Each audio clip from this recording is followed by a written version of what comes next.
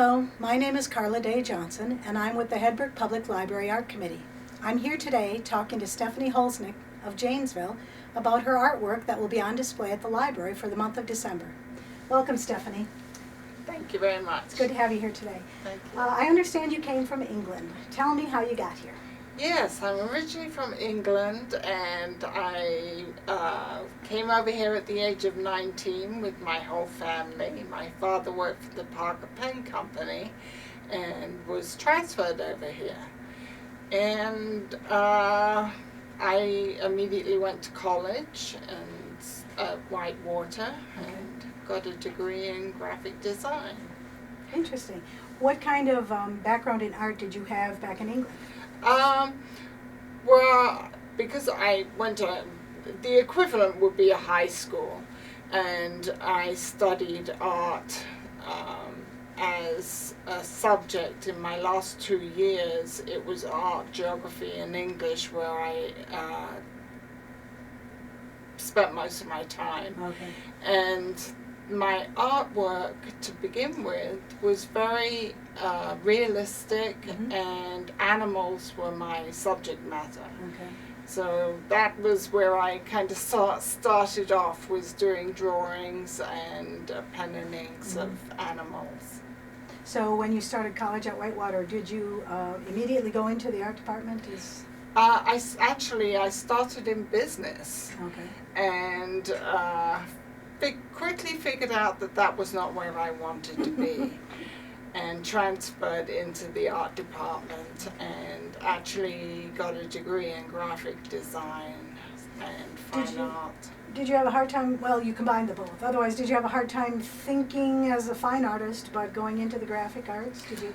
Not really, because I did a lot of fine art classes, Okay. and although I specialized in the graphic design area, I had quite a good background in the fine arts area as well. And there seems to be more job opportunities in the graphic arts. In the graphic arts, yes. Has your art changed a lot since then?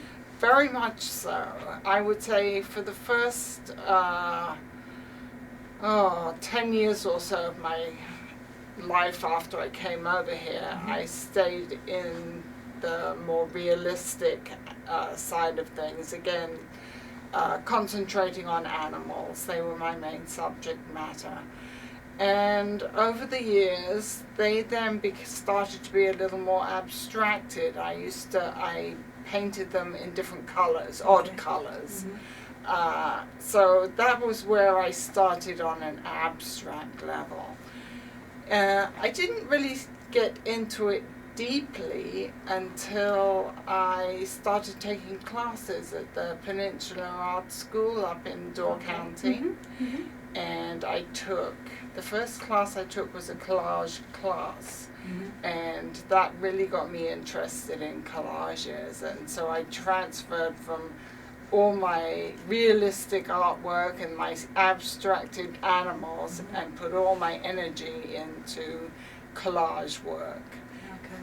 So Now I understand you worked in this country also. You worked for Parker Pen? I worked for Panoramic, which was a division of Parker Pen Okay. at that time. Okay.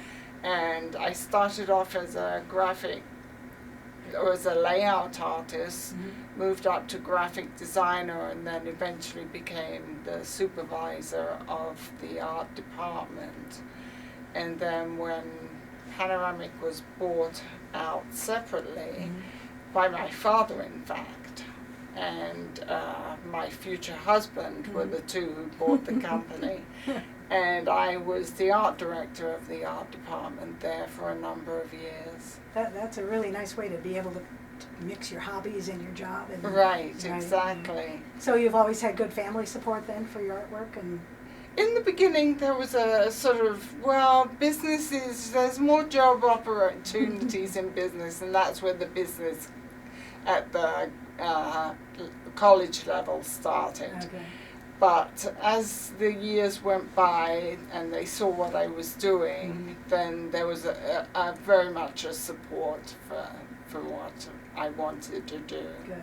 Well, let's take a look at some of the things you brought in. Okay, that sounds like a good idea.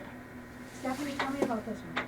This is one of the first ones that I did. In actual fact, I did this in the class that I was taking. And the idea was, the class was called Abstract Collage and Mixed Media. Okay. So it was a kind of a mixture of doing mixed media, which is paint, different kinds of paints and mediums, and then adding the collage papers, and I think I've got ribbons on there and some gesso. And when I first started doing it, I didn't have a direction. It was purely, this looks like a good way to start, and then moved out from the center and designed the thing from there. And I was quite happy with the way it turned out. It was, it actually got named Abstraction. So that was the first one that I did that I considered purely an abstract piece of artwork for me. I find abstract intriguing. When you're at that point where you started it, like you said, from the middle and worked out, you're talking about color and shape and just the design of it. You have nothing in mind as far as what you're trying to say. Now, some of them I do. Some Okay. of my abstracts I've done, I do have a direction. Uh-huh. But a lot of time with my abstracts, it's purely an emotion or a feel for a piece on, like in the collages, a piece of paper that is an interesting color or an interesting shape after I've torn it. Okay. And so that becomes my focal point to begin with. Okay. And because you layer and you can keep adding things, it just Right. gets better and better. Right, exactly, and it changes too. If I didn't like one area, it was very easy to add in a piece of paper or paint over it to create a different look. Do you ever get to the point where you say, "Ooh, I wish I hadn't done that. I want to go back a few steps"? Sure. Yeah. There's always a few that you look at and you think, oh, I probably could have stopped a little bit before that. And there's usually a way you can fix it. And get back to the original. Right. Okay, tell me about this. This one, I started out with the idea that I wanted to do a horizontal line going this way, half a horizontal, and then a full vertical line. So that was the original concept. And I started from there with the papers. The white is all paper, stuck onto canvas.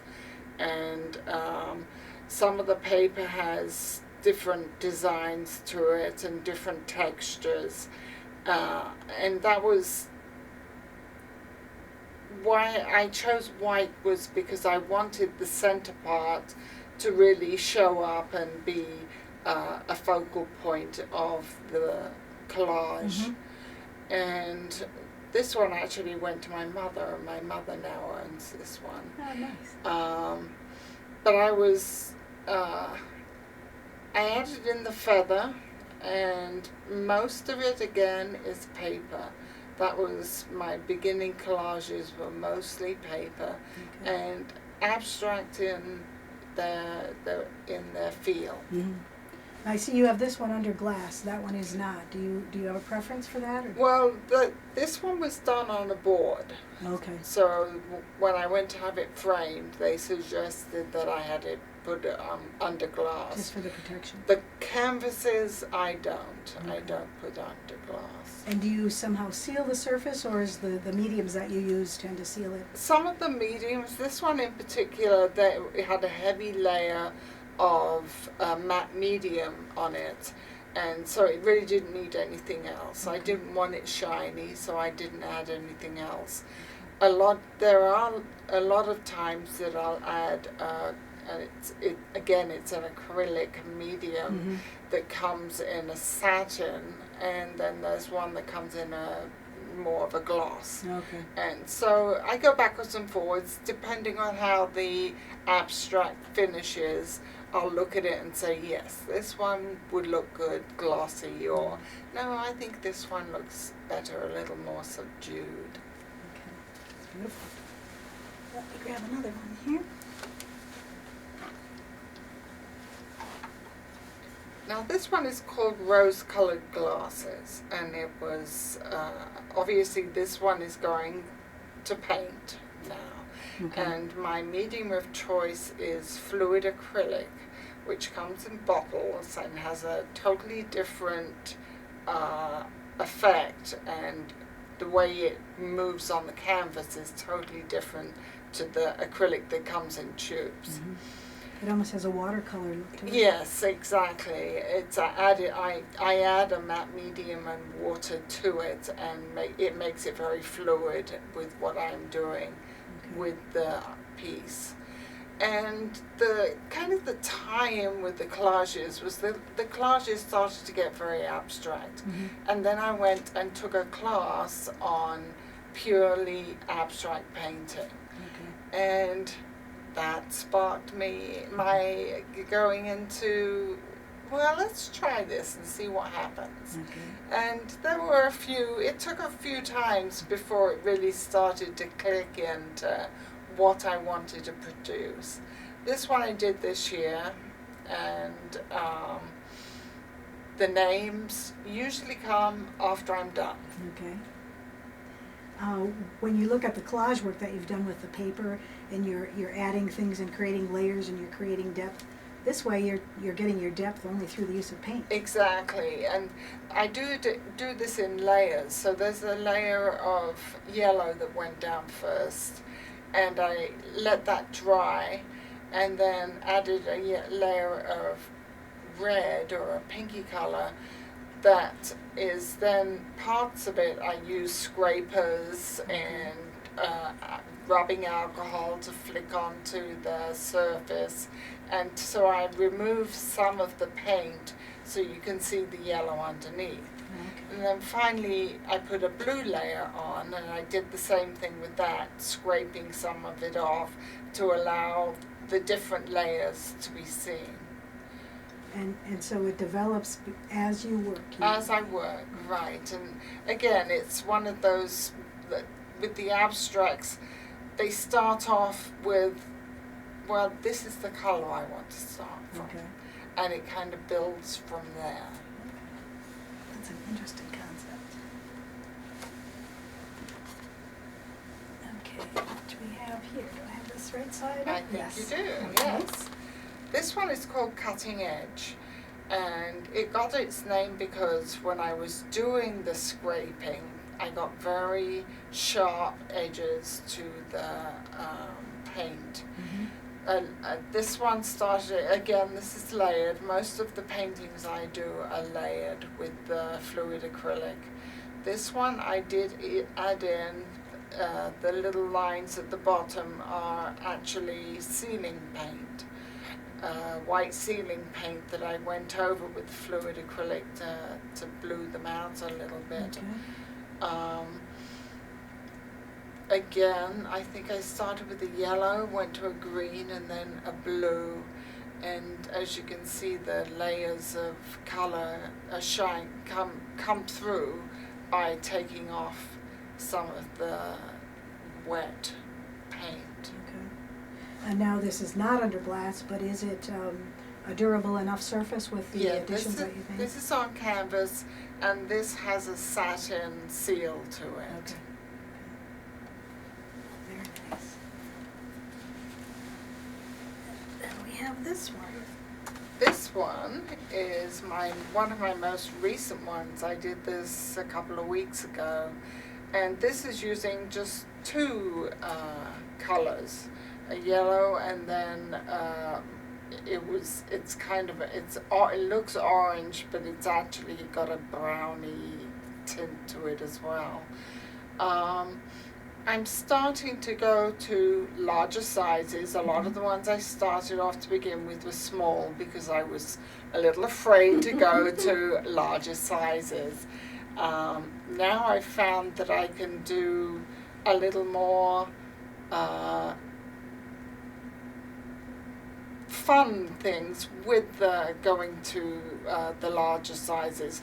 The drips, for example, originally it was a vertical painting, but when I finished it, and I usually turn it different ways and say, okay, it looks better from this angle. And so when I looked at it, turned it around, I decided that I wanted it to be a horizontal painting instead of a vertical painting. So it kind of gives it a different feel, knowing that those drips should be coming down this way, but no, they're going across this way. It's just another little hint of something to think about. Right, exactly. Very nice. Well, it sounds like you are influenced by classes. That's an interesting concept too. Yes. When you took the classes up at Peninsula Art School, have you only done it one time? I've taken a number of classes up there. I've done, I did a jewelry class, loved it, but didn't want to get into that wasn't my direction. Had fun in the class, but it wasn't my direction. I've taken 2 of the abstract classes. One I took beginning of this year, and then I took one last year as well, and those have really kind of helped me hone in on what it is I wanted to do and create. The classes included a lot of other things, but when I was in those classes, I knew what part of those classes I wanted to use for my own artwork. What else? I've done a couple of, when I was in the graphic design area, I did a couple of graphic design classes up there too. The Peninsula Art School up in Door County is a wonderful place to take art classes. They have a wide variety of things there. Yes, they do. Well, what are your plans for the future? You keep doing more of the same? Right at the moment, yes, I'm happy with what I'm doing. Is it going to stay that way? Probably not. I've also added in a little more mixed media paintings as well, where I'm using a thicker layer of paint.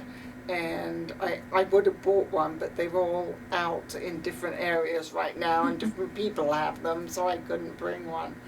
But I'm still sticking with the fluid acrylics, but adding in some more mixed media stuff too, to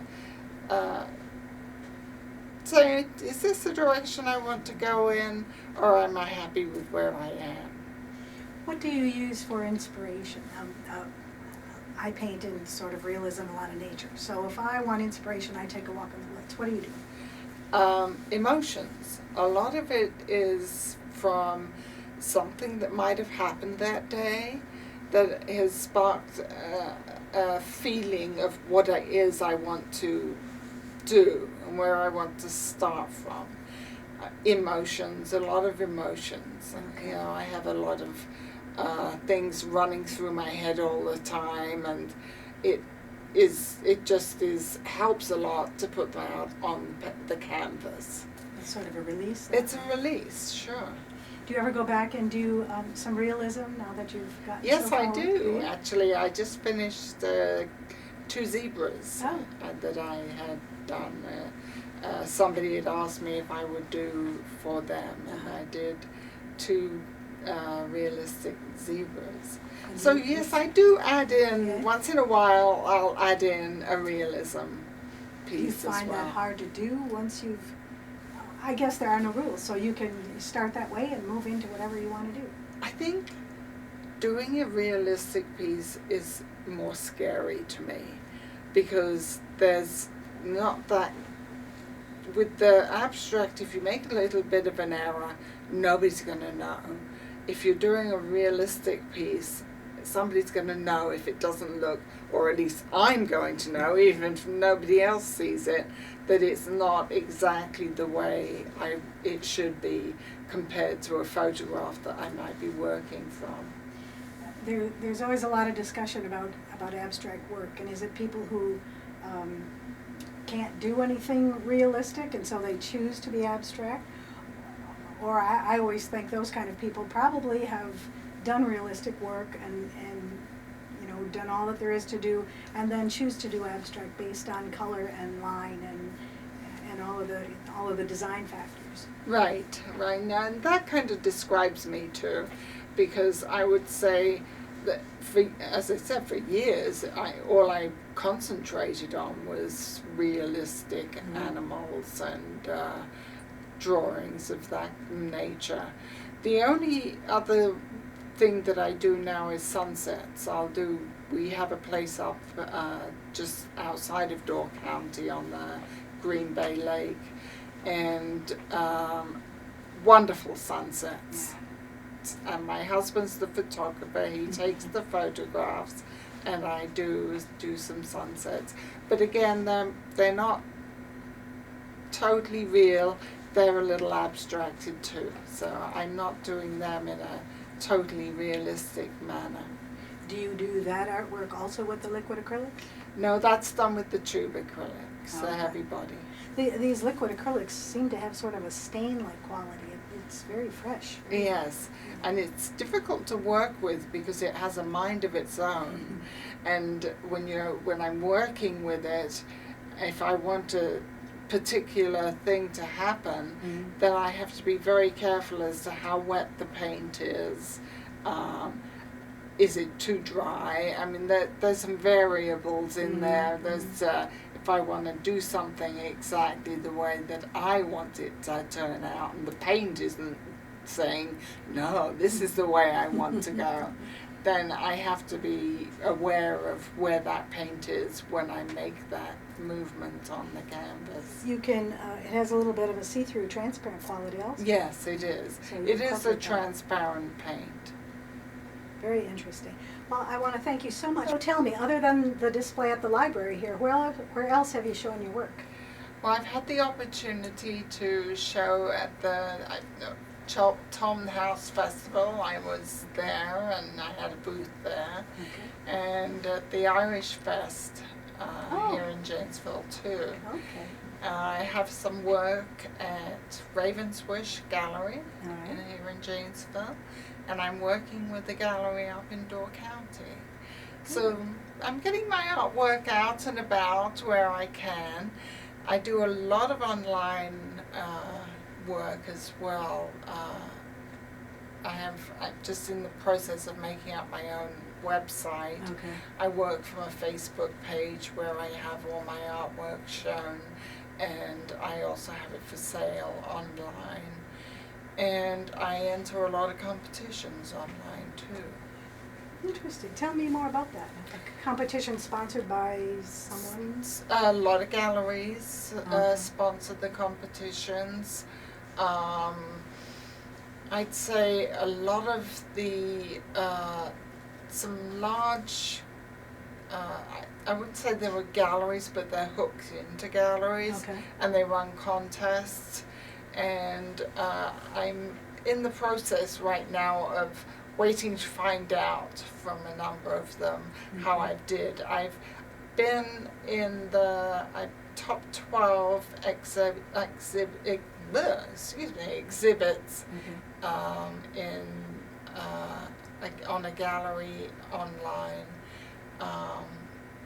when they showed my artwork in their online newsletter. Okay. And also I had a piece of artwork shown in Nepal, Interesting. in a couple of places, in Miami and New York as well.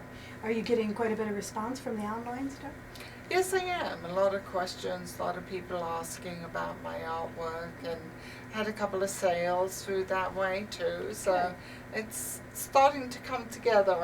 I want to sell my artwork, and I'm new into the business of selling. I've always done it as a hobby more than professionally, but over the last 2 years I've really started to hone into, well, I'd like to run it more as a business.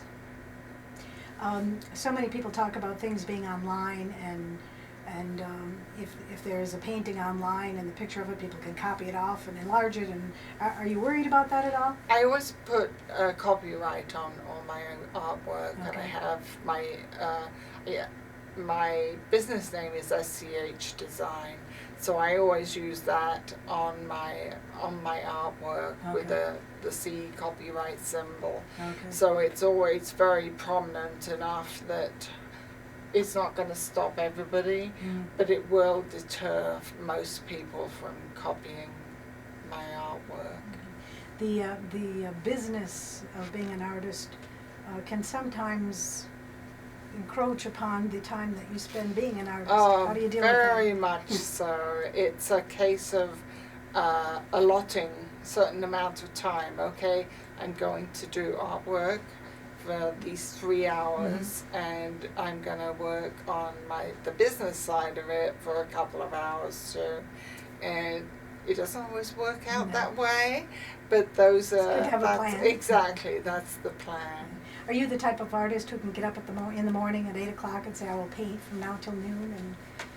And do you sort of go by when you feel like it? I go more when I feel like it, and when I do get into it, then I'll work for 3, 4, 5 hours. I can keep going.